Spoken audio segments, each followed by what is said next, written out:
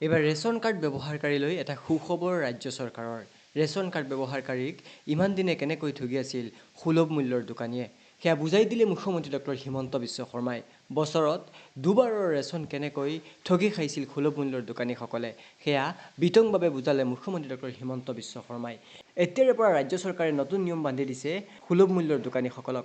প্ৰত্যেক মাহৰ 10ৰ পৰা 16 তাৰিখৰ ভিতৰত বিতৰণ কৰিব লাগিব ৰেচন, আৰু তাৰপিছত জিলা আয়ুক্তই সেই ৰিপৰ্ট দাখিল কৰিব লাগিব চৰকাৰৰ ওচৰত। সেই সন্দৰ্ভত মুখ্যমন্ত্ৰী ডক্টৰ হিমন্ত বিশ্ব শৰ্মাই সংবাদমেলত বুজাই ক'লে ৰেচন কাৰ্ড ব্যৱহাৰকাৰীসকলক উদ্দেশ্যি।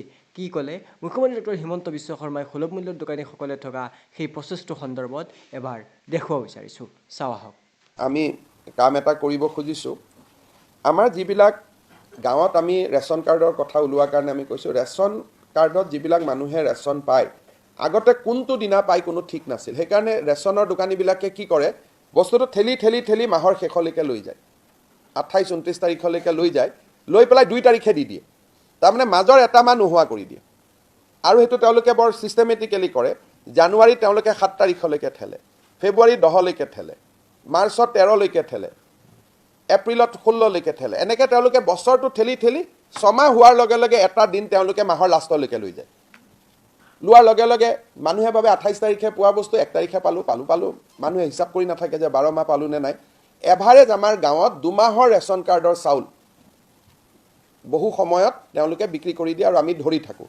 সেইকাৰণে এইবাৰ আমি ঠিক কৰিছোঁ যে ৰেচনৰ চাউলটো 10ৰ পৰা 16 নৱেম্বৰত দিব লাগিব, আৰু 16 তাৰিখে DC আমাক ৰিপৰ্ট দিব লাগিব যে সকলো বিতৰণ হৈ গ'ল।